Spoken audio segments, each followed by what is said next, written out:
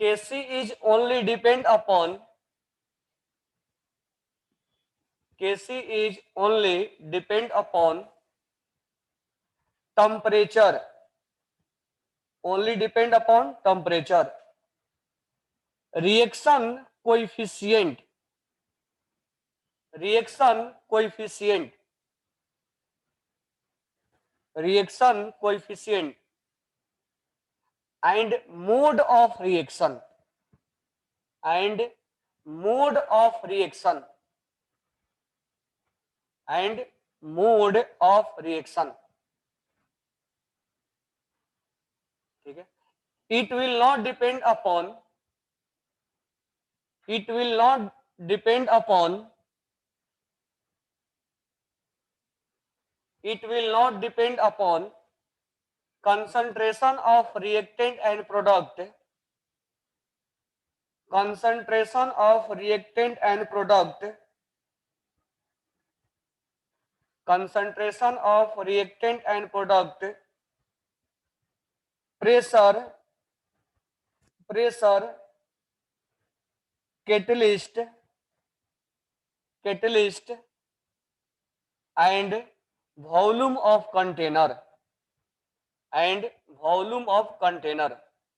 तुमसे कुछ भी भूलवा के पूछे कि volume of the container half कर दिया गया, ट्रिपल्स कर दिया, 2 टाइम्स कर दिया, केसी कभी भी चेंज नहीं होगा। बोलेगा कंसंट्रेशन 2 टाइम्स बढ़ा दिया गया तो केसी क्या होगा?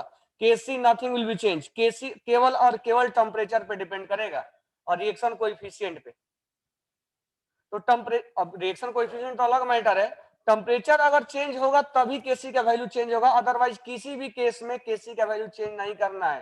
तुमसे भुलवा भुला के क्वेश्चन पूछेगा कि प्रेशर इतना बढ़ा दिया गया, कंसंट्रेशन इतना बढ़ा दिया गया, वॉल्यूम 1 V/3 कर दिया गया, तो केसी क्या होगा? केसी कुछ भी चेंज नहीं होगा, केसी जितना था उतना ही रहेगा। यानी केसी केवल और केवल टेम्परेचर चेंज करने पे ही चेंज होगा, अदरवाइज किसी अलग कंडीशन में चेंज नहीं होगा। ठीक है, नेक्स्ट हम बात करते हैं कि टेम्परेचर पे अगर डिपेंड करता है तो कैसे करता है।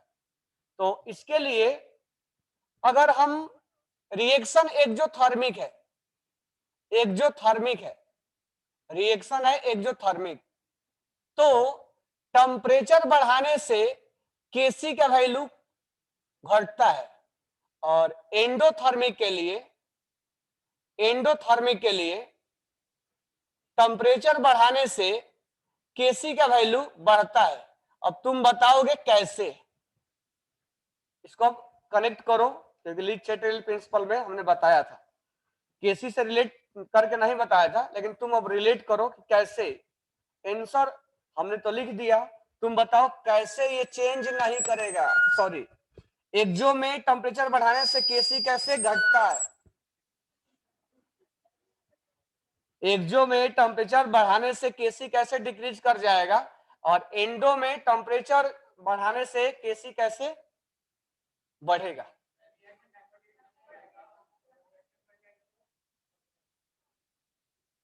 क्या? हाँ बोलो।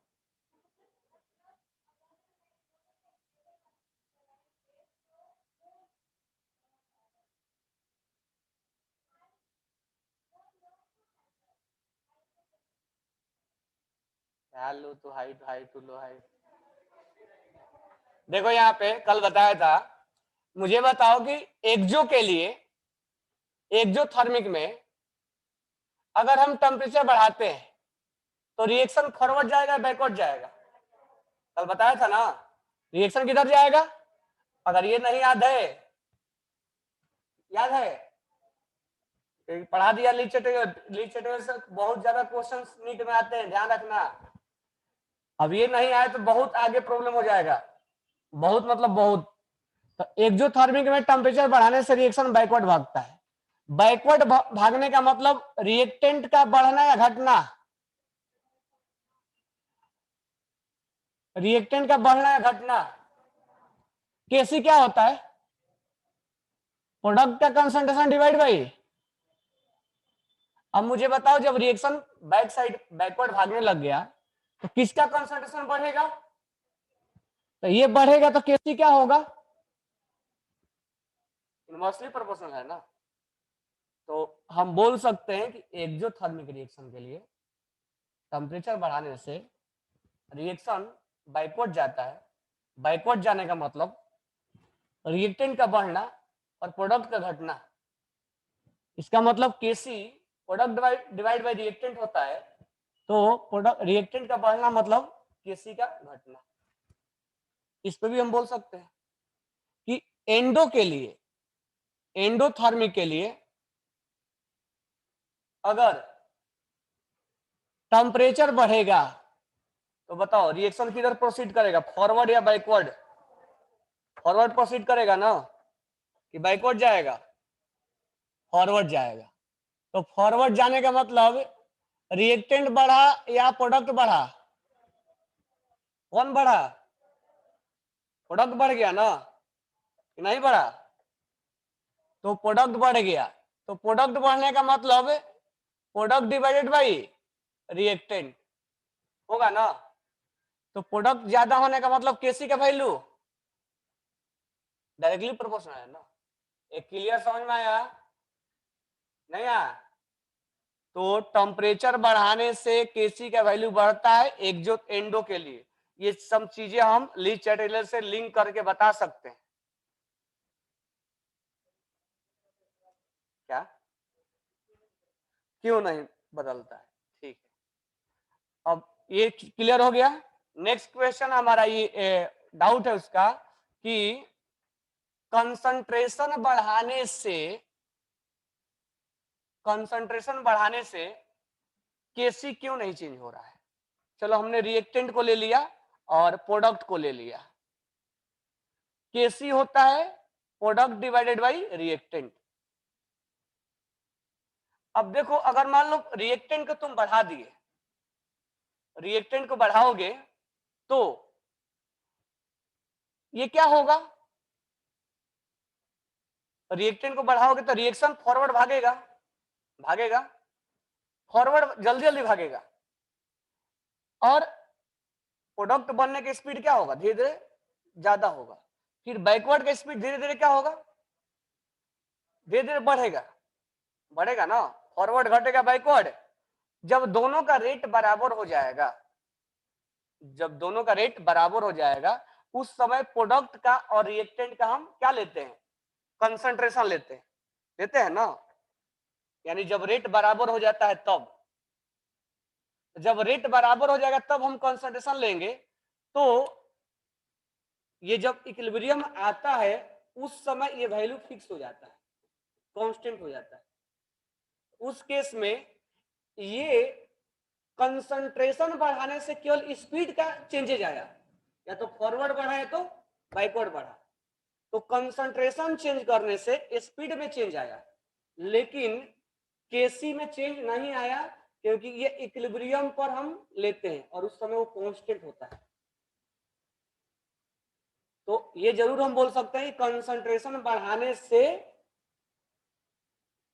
रेट ऑफ फॉरवर्ड और रेट ऑफ बैकवर्ड में चेंज आया, लेकिन केसी दो चीजों का रेशियो है। अगर ये 2 टाइम्स बढ़ा होगा तो 2 टाइम्स घट गया होगा, तो दोनों कंपनसेट हो जाता है। इसलिए दोनों में चेंजेस, मतलब केसी में चेंजेस देखने को नहीं मिलता है। क्लियर? तो टेम्परेचर बढ़ाने से, प्रेशर बढ़ाने से, कंसंट्रेशन बढ़ाने से रेट में इफेक्ट पड़ेगा, ठीक है, लेकिन केसी केवल और केवल किस पे डिपेंड करेगा? टेम्परेचर। क्लियर हो गया?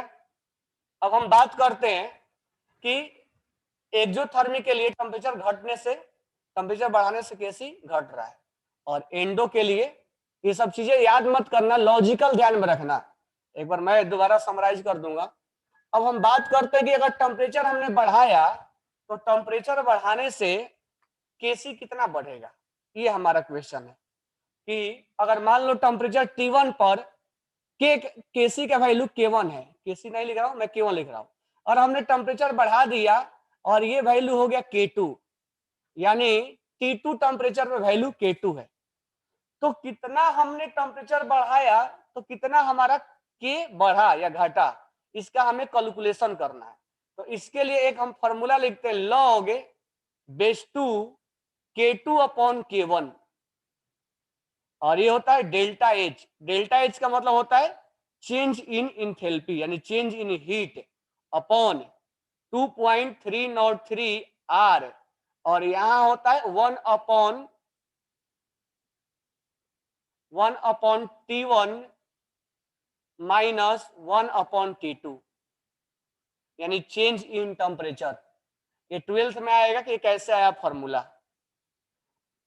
तो इसको हम ऐसे भी लिख सकते हैं log K2/K1, और ये आ गया डेल्टा H 2.303 R, और इसको हम लिख सकते हैं T2 माइनस T1/T1 T2। हमने एलसीएम ले लिया तो हम ऐसे भी लिख सकते हैं। तो ये रिलेशन हमारा हुआ K में और टेम्परेचर में। तो ये फॉर्मूला से बताता है relation between K and T, relation between K and T, यानी कितना टेम्परेचर बढ़ाएंगे तो K कितना बढ़ेगा, ये सब बता देगा। ठीक है, इसको राइट डाउन कर लो फॉर्मूला को। अब मैं केमिकल इक्विलिब्रियम अपना हो गया, अब मैं तुम्हें सब चीज समराइज कर दे रहा हूं। कभी रटने के चक्कर में मत पड़ना कि हमने रट लिया। इसके बाद अब न्यूमेरिकल्स अटेम्प्ट करवाएंगे तुमसे। तो पहले लॉजिकल बातें कर लेते हैं कि जो जो हमने पढ़ाया क्या तुम्हें याद है या नहीं है, या तुम्हें रिवीजन करने की रिक्वायरमेंट है। कई से पूछने सर अभी पढ़ना है, वो काम नहीं करना है। एट ए टाइम सोच के बोलना है। ये नहीं कि सर अभी पढ़े नहीं, पढ़ेंगे तब बताएंगे, वैसे नहीं करना है। एट ए टाइम लॉजिक लगाओ और एट ए टाइम बोलो, और नहीं आ रहा है तो उसको सोचो एट ए टाइम। तो मैं तुमसे 15 से 20 क्वेश्चंस अभी बोर्ड पे लिख रहा हूं, और तुम उसको पहले पूछ रहा हूं, उसके बाद तुमसे बोर्ड पे लिख के दूंगा कि ये सब चीजें तैयार कर लेना। इसके बाद हम न्यूमेरिकल्स अटेम्प्ट करेंगे, क्योंकि टॉपिक बहुत लॉजिकल है। ये लिख लिए, चलो स्टार्ट करते हैं। पहले क्वेश्चंस तुमसे पूछते हैं। तो मुझे सबसे पहले बताओ कि केसी का यूनिट क्या होता है, और जो भी पूछूंगा उसको ध्यान से समझ के और याद रख के चलना है हर चीज, नहीं तो तुमसे क्वेश्चंस में गलतियां भी होगी। क्या हमें गलतियां नहीं करना वो भी ध्यान में रखना है। और एक चीज ध्यान रखना, ये अवस्थी के जब तुम टेस्ट में अब बैठो तो वॉल्यूम बनाने के साथ, वॉल्यूम तो हो गया है, अब उसका अवस्थी के क्वेश्चंस भी बनाओ। स्टेट ऑफ मैटर के, सॉरी कौन सा आ रहा है टॉपिक, स्टेट ऑफ मैटर आ रहा है ना, तो स्टेट ऑफ मैटर का अवस्थी से भी क्वेश्चंस बनाने हैं। ये नहीं कि बैठ गए हमारा हो गया वॉल्यूम। रोज मैं बोला हूं 10 क्वेश्चन एक डेली रूटीन के जैसा फॉलो करो। 10 ही क्वेश्चन बनाओ, 5 ही क्वेश्चन बनाओ, लेकिन डेली बनाओ।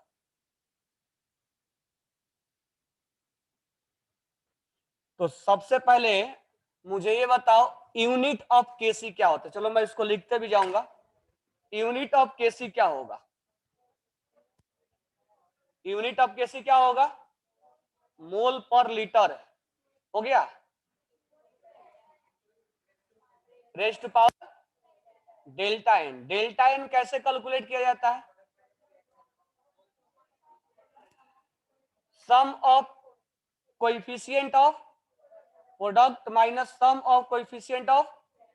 जब डेल्टा एन कैलकुलेट किया जाता है उस समय अगर गैसियस फेज का लिया जाता है या लिक्विड या सॉलिड या सबका, तो केवल हमें डेल्टा एन किसका पकड़ना है, गैसियस। नेक्स्ट पॉइंट, अगर हम केसी रिप्रेजेंट करते हैं तो प्रोडक्ट डिवाइड बाय रिएक्टेंट लिखते हैं, तो हम किस फेज को हमें नहीं लिखना होता है, किस फेज को, उसका कंसंट्रेशन कितना हम लेते हैं 1 यूनिटी। क्या लिक्विड और गैस को लिखेंगे कि नहीं लिखेंगे, लिखेंगे, दोनों को लिखेंगे, लेकिन डेल्टा एन पकड़ते समय लिक्विड का हम नहीं पकड़ेंगे। होमोजीनियस इक्विलिब्रियम किसको बोला जाता है, होमोजीनियस इक्विलिब्रियम। अगर रिएक्टेंट और प्रोडक्ट सब क्या होंगे, सेम फेज में। अब इसमें पढ़ने की क्या जरूरत है, सर रिवाइज करेंगे तब बताएंगे। होमोजीनियस पता नहीं, भूल गए। होमोजीनियस नाम से भी क्लियर हो रहा है, अगर रिएक्टेंट और प्रोडक्ट सेम फेज में है तो हम उसको होमोजीनियस बोलेंगे। हेट्रोजीनियस किसको बोलेंगे, अलग अलग फेज में होगा तो हम हेट्रोजीनियस बोलेंगे। ठीक है, केपी का यूनिट क्या होता है, एटीएम के पावर है delta N. Delta N calculate करने का तरीका वही है। Clear, what is relation between KP and KC, KP और केसी में क्या रिलेशन होता है? केपी इक्वल टू क्या होता है, सॉरी केसी इक्वल टू क्या होता है, सॉरी केपी इक्वल टू क्या होता है, केसी आई टी के पावर डेल्टा एन, यही है रिलेशन दोनों में। KP equal sorry KC equal KP equal to KC R T के power delta N. Delta N कैसे कैलकुलेट करना है मालूम है ना, प्रोडक्ट का कोएफिशिएंट माइनस रिएक्टेंट का कोएफिशिएंट, और वो भी केवल किस फेज का, गैसियस फेज। रिलेशन मालूम चल गया ना, KP equal to KC R T के पावर डेल्टा एन। अगर मान लो डेल्टा एन अगर 0 आ गया तो what is relation between KP and KC, क्या रिलेशन होगा, केपी और केसी क्या होंगे, इक्वल। अगर मान लो डेल्टा एन का वैल्यू पॉजिटिव आ गया, अब इसको देखना नहीं है नोटबुक में, सोच के बोलो, अगर डेल्टा एन का value KC KP equal to KC I T के पावर डेल्टा एन, तुम लोग यही काम कर दो, बार बार उसको नोटबुक को वहां रट के बोल देते हो, रटना नहीं है, ऐसे बोलो, अगर डेल्टा एन का वैल्यू ग्रेटर देन 0 है तो कौन बड़ा है, केपी बड़ा है कि केसी बड़ा है? चलो एक नंबर पुट कर देते हैं 2 स्क्वायर। अब क्या समझ में आ रहा है कि केसी में इतना से मल्टीप्लाई किया जा रहा है तब केपी आ रहा है, इसका मतलब केपी क्या है,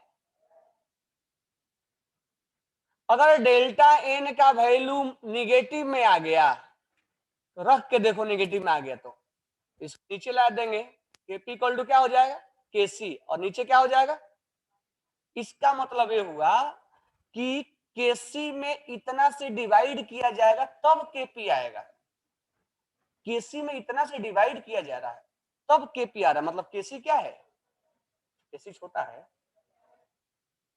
अरे बड़े नंबर में डिवाइड करोगे तब एक नंबर आ रहा है, केपी केसी क्या है यार, बड़ा है।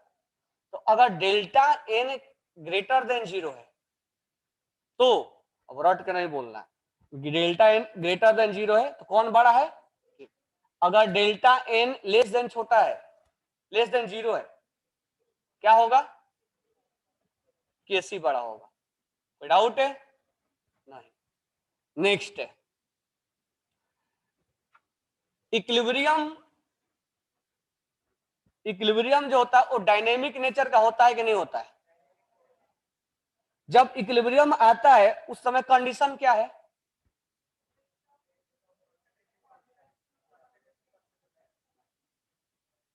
Rate of forward equal to rate of backward, इतना ही बोलेंगे, कंसंट्रेशन के बारे में नो कमेंट, वो तो जब और आगे पूछेगा तो हम बोलेंगे। अगर एक भी पूछे कि कंडीशन क्या है तो rate of forward equal to rate of, अब आगे अगर पूछे कि अगर मान लो इक्विलिब्रियम अटेंड हो गया है तो उस समय कंसंट्रेशन रिएक्टेंट का और प्रोडक्ट का चेंज होगा कि नहीं होगा, नहीं होगा, कांस्टेंट होगा, लेकिन रिएक्शन होगा कि नहीं होगा, रिएक्शन होगा, लेकिन कंसंट्रेशन चेंज क्यों नहीं होगा, क्योंकि जितना रिएक्टेंट प्रोडक्ट में जा रहा था उतना प्रोडक्ट है, तो रिएक्शन होगा लेकिन उसका कंसंट्रेशन कांस्टेंट बना रहेगा। ग्राफ क्लियर था, अब ध्यान देना, अगर मान लो रेट ऑफ फॉरवर्ड और रेट ऑफ बैकवर्ड बराबर हो गया तो उस पोजीशन को कौन चेंज नहीं कर सकता है, कौन चेंज नहीं करेगा, कैटलिस्ट। तो कैटलिस्ट क्या काम करता है, रेट ऑफ फॉरवर्ड और rate of backward equal extent से बढ़ाता है, इसलिए इक्विलिब्रियम अचीव करने में टाइम क्या लगता है, कम, लेकिन इक्विलिब्रियम का पोजीशन चेंज नहीं होता है। तो इक्विलिब्रियम के पोजीशन को कौन चेंज करेगा, इक्विलिब्रियम के पोजीशन को राइट और लेफ्ट कौन लेके जाएगा, कंसंट्रेशन, टेम्परेचर और प्रेशर और एडिशन ऑफ इनर्ट गैस। अब बात रहा कि राइट लेके जाएगा कि लेफ्ट लेके जाएगा, ये कौन बताएगा, ली चैट्रियल प्रिंसिपल, इक्विलिब्रियम राइट शिफ्ट करेगा कि लेफ्ट शिफ्ट करेगा ये बताएगा।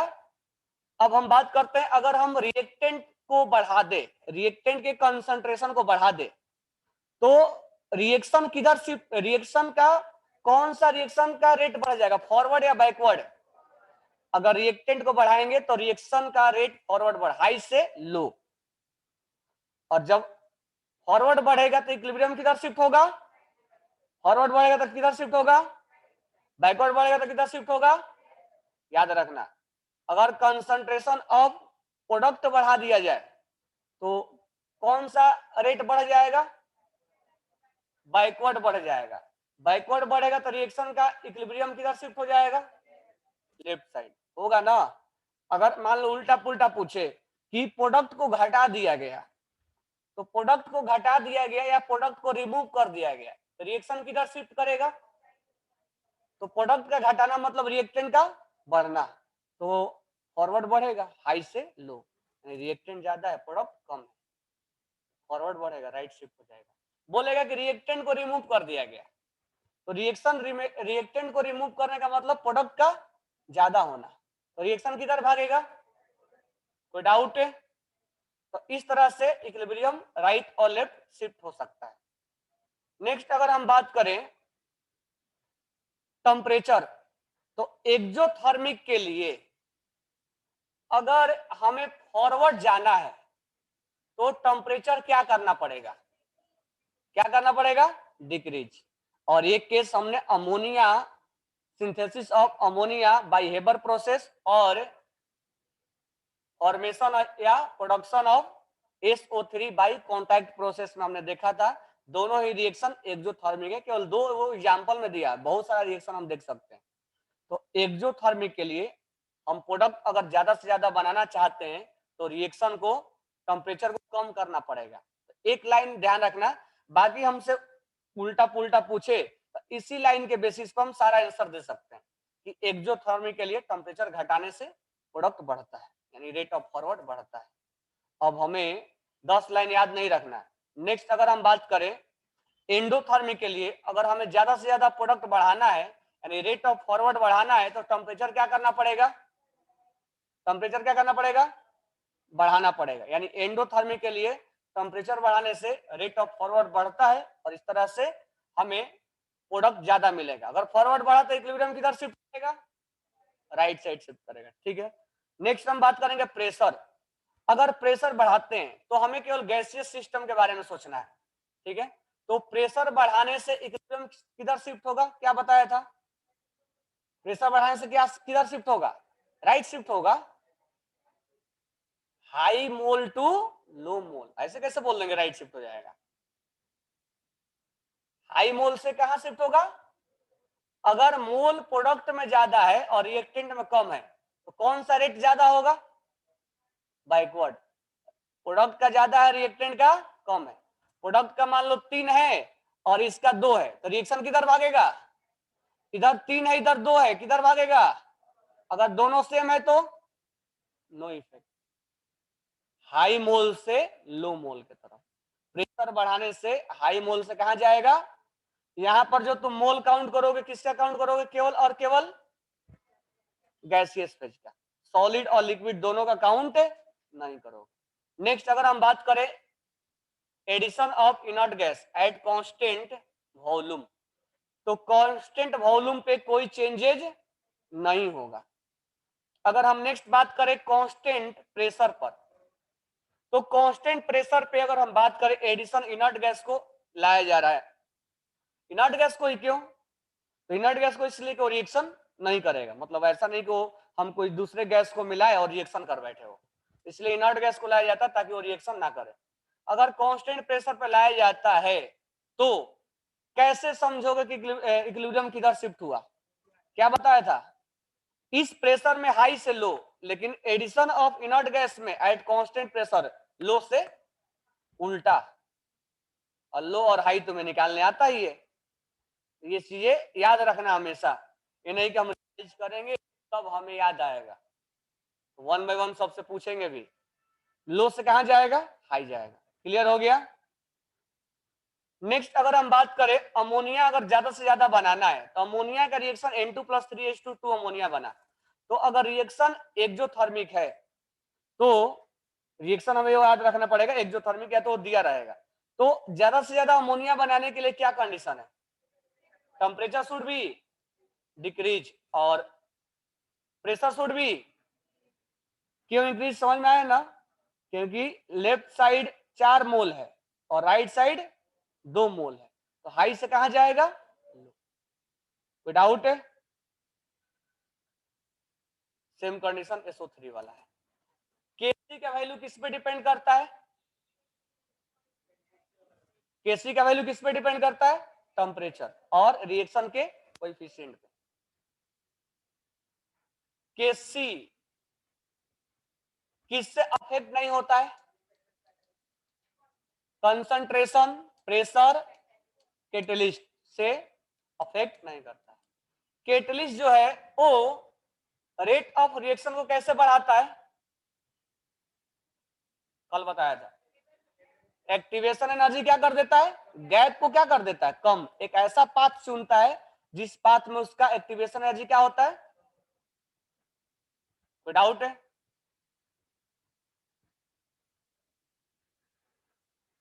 केसी जब हम निकालते हैं तो प्रोडक्ट डिवाइडेड बाय रिएक्टेंट अगर हम लेते हैं तो वो प्रोडक्ट डिवाइड बाय रिएक्टेंट हम किस टाइम का लेते हैं? इक्विलिब्रियम का लेते हैं ना। अब मुझे बताओ कि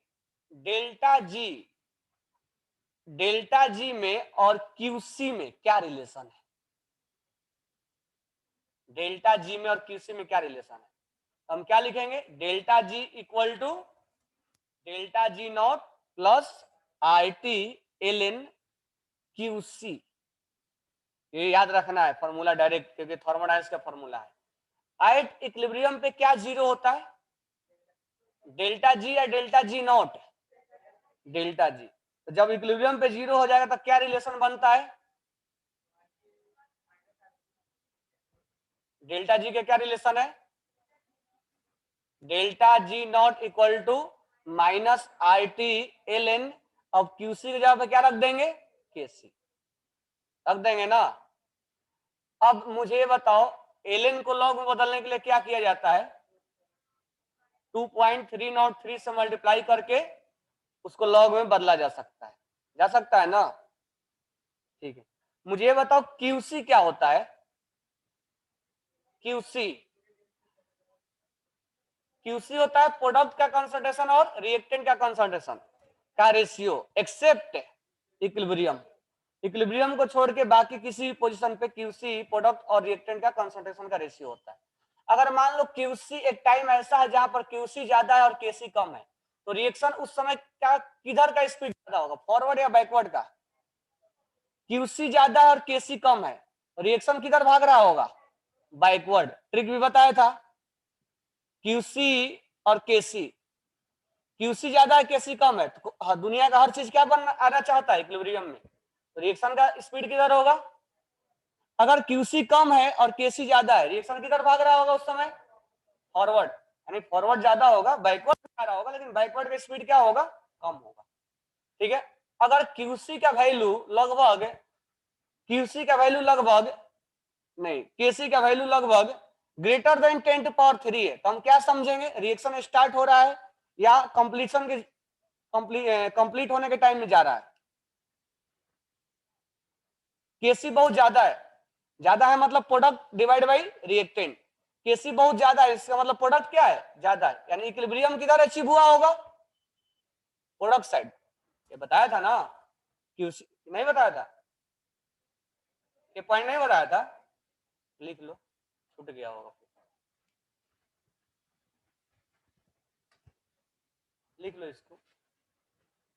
अगर केसी का value if KC is larger than 10⁻³ तो केसी बहुत ज्यादा है, इसका मतलब क्या हुआ होगा? केसी ज्यादा हुआ मतलब प्रोडक्ट क्या होगा? ज्यादा, और रिएक्टेंट क्या होंगे? कम होंगे ना। प्रोडक्ट ज्यादा होने का मतलब इक्विलिब्रियम कहाँ अचीव हुआ होगा? ये मान लो रिएक्शन हो रहा है और ये प्रोडक्ट है, ठीक है, इधर प्रोडक्ट है इधर रिएक्टेंट है, तो इक्विलिब्रियम किधर अटेंड हुआ होगा? जिधर प्रोडक्ट ज्यादा होगा। तो रिएक्शन लगभग, हालांकि कंप्लीट तो कभी होता नहीं है, रिएक्शन कंप्लीशन के तरफ होगा। तो if KC is greater than 10⁻³ reaction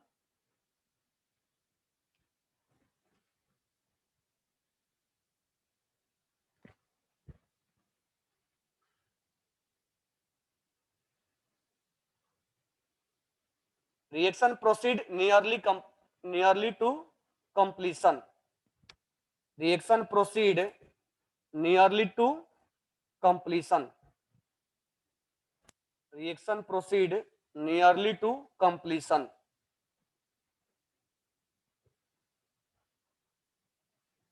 And product predominate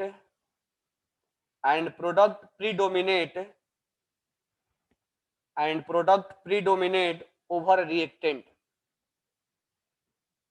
and product predominate over reactant, and product predominate over reactant. जब केसी बहुत ज्यादा होगा उस समय प्रोडक्ट लगभग नियरली रिएक्शन कंप्लीशन के साइड होगा. नेक्स्ट लिखना point, if KC is less than 10 to power -3, यानी बहुत कम है. KC is less than 10 to power -3, इससे भी कम है. KC is less than 10 to power -3, तो इस केस में रिएक्शन लगेगा लगभग अभी स्टार्ट ही हो रहा है, मतलब इक्विलिब्रियम इधर मिलेगा रिएक्टेंट साइड, क्योंकि उस समय केसी बहुत कम है तो रिएक्टेंट बहुत ज्यादा होगा, तो अभी इक्विलिब्रियम मिल गया होगा. तो इसका मतलब ये हुआ लिखना इसमें, reactant predominate over product. Reactant predominate over लिखाया था क्या दूसरे बैच में? तो लिचेटिल अटेंड किए थे, लिख लेता हूं. KC less than 10 to power -3, reactant predominate over product.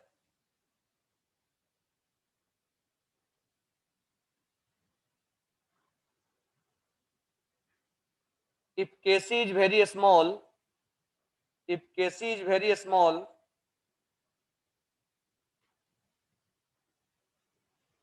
Reaction proceed rarely, यानी रिएक्शन नहीं होने के बराबर होगा. If Kc is very small, reaction proceed rarely. ठीक है, तो ये लगभग अपना सब हो गया. अब मुझे ये बताओ, जो ऑनलाइन अटेंड वगैरह किए हो या जो क्लास मिस किए हो, किसका किसका टॉपिक मतलब इसमें स्किप हुआ है? इतना लंबा हाथ मत उठाओ, तुम्हें तो नहीं बताएंगे. किसका किसका स्किप हुआ है? क्या क्या स्किप हुआ है? कौन सा प्रिंसिपल? वो तो प्रभु सर के पास. प्रिंसिपल वही है ना? क्या बोल रहे हो? अच्छा, लीड चैट्रियल प्रिंसिपल स्किप हुआ. और क्या हुआ सुतार जी? है? और बाकी सब अटेंड किए, उसके बाद अलग पूरा छोड़ दिए हो, तो वो तो अलग मैटर.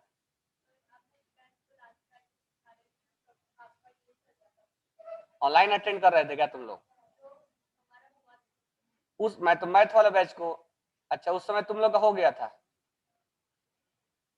तो क्या क्या स्किप हुआ है ये बताओ मेरे को, ताकि मैं उस टॉपिक को पढ़ा सकूं.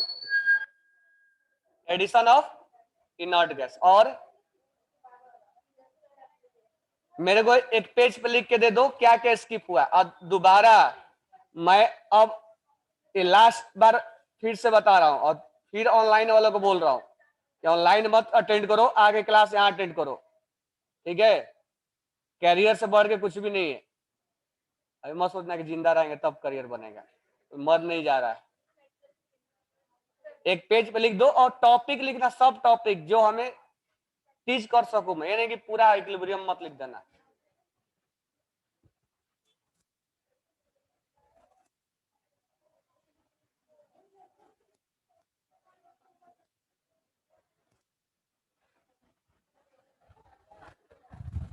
आपका तो कोई इलाज नहीं है.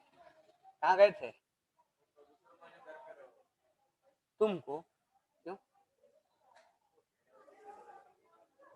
तुम्हारा हुआ था क्या? हो गया था. मास्क लगा लो और ये शील्ड लगा के रखो. क्लास आओ लेकिन प्रिकॉशन के साथ और सैनिटाइजर और लेके आओ, ठीक है।